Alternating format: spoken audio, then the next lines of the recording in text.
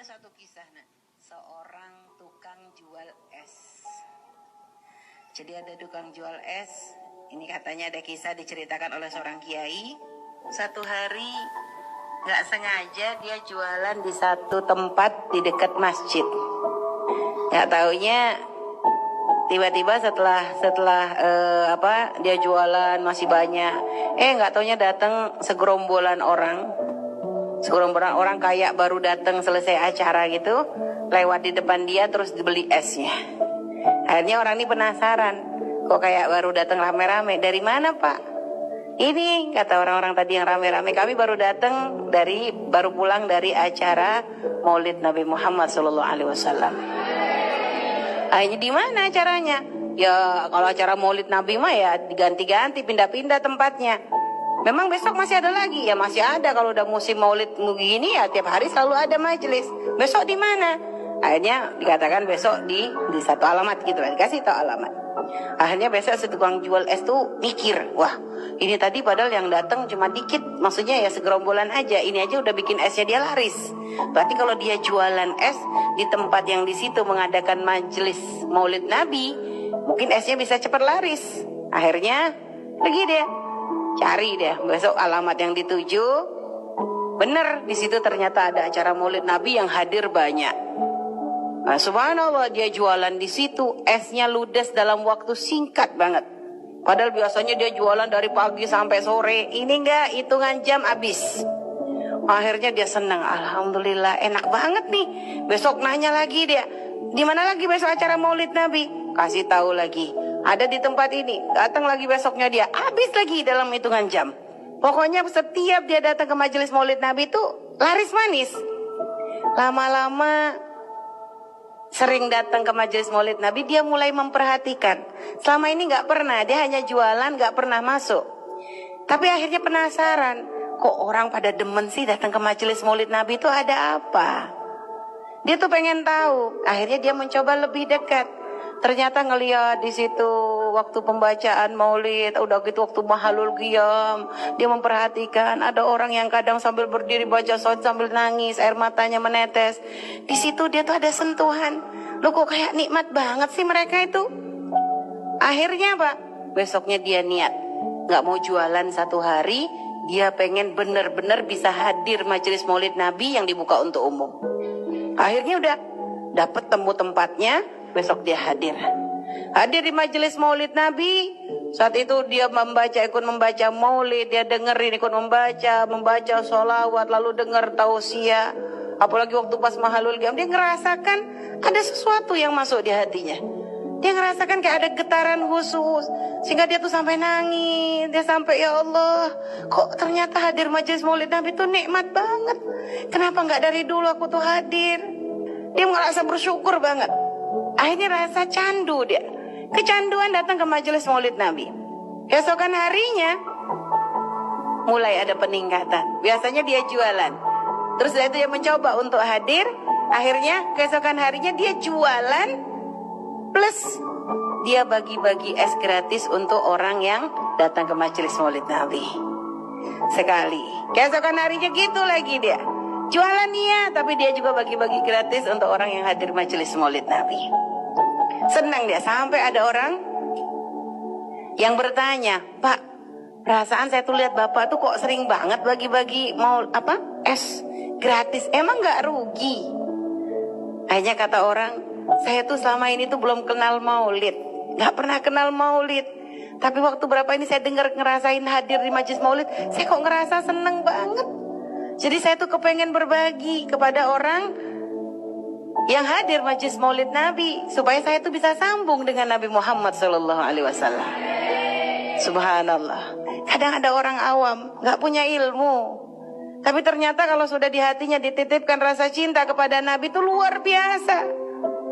Nih loh, makanya introspeksi kita nih kadang sering ngentengin, karena kadang kita kebanyakan ilmu, akhirnya malah prakteknya kita kurang. Sampai akhirnya si penjual es tadi tuh niat, ya Allah, saya niat nanti tahun depan saya pengen ngadakan acara majelis maulid Nabi Muhammad SAW.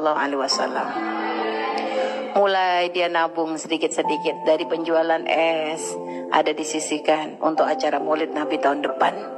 Terus setiap hari sampai akhirnya begitu memasuki bulan Maulid tahun depan, dia punya duit cukup untuk mengadakan acara Maulid Nabi.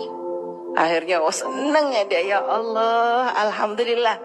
Akhirnya bisa ngadakan majlis Maulid Nabi di rumah. Akhirnya belanja, dia ngundang 100 orang, gak tanggung-tanggung. Pengen siapin untuk 100 orang acara Maulid Nabi di rumahnya tuh, ngundang 100 orang. Dipanggil tetangga-tetangganya, diundangin semua, didatengin satu-satu, gak pakai undangan, didatengin. Datang ya, saya mau ngadakan acara Maulid. Datang ya, saya mau ngadakan acara Maulid.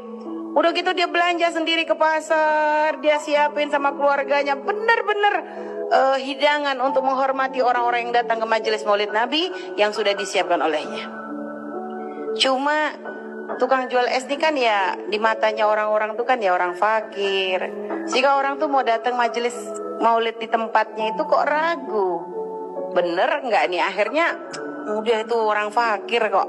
Dan tukang jual es paling nanti di sana ya ada orang kadang yang datang Maulid datangnya pengen cari berkat.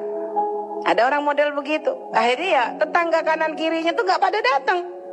Ditunggu sama dia jam 7 malam ya, ngadain malam. Kok nggak ada yang datang? Ditunggu jam 8 nggak ada yang datang. Akhirnya gimana? Duh, ini kalau nanti kemalaman gimana?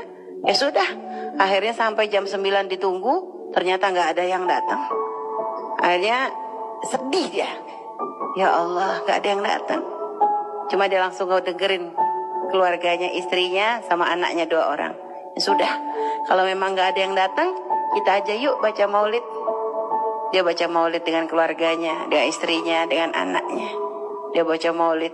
Dan subhanallah, pada waktu Mahalul Qiyam, dia benar-benar ngerasakan nikmatnya baca Maulid. Sehingga di Mahalul Qiyam tuh dia nangis. Dia tuh ngerasa sangat dekat saat itu dengan Nabi Muhammad SAW. Dia nangis.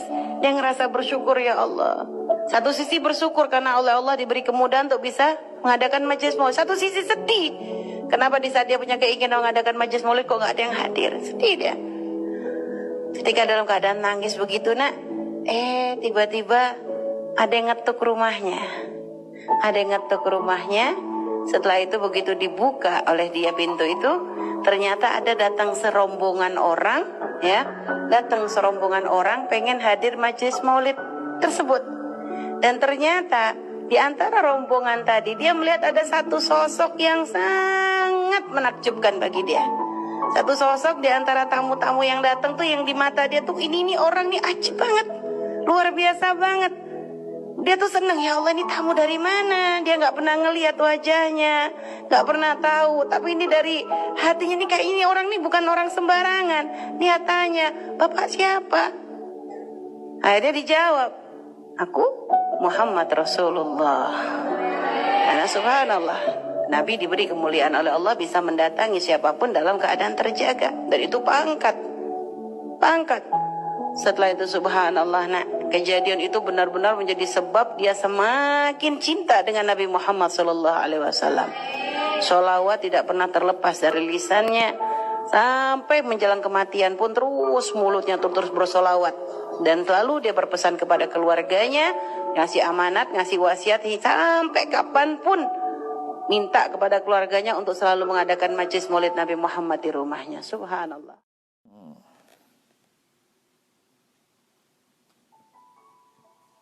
Ada satu kisah nak, seorang tukang jual es. Jadi ada tukang jual es. Ini katanya ada kisah diceritakan oleh seorang kiai. Satu hari nggak sengaja dia jualan di satu tempat di dekat masjid. Nggak taunya tiba-tiba setelah dia jualan masih banyak. Nggak taunya datang segerombolan orang.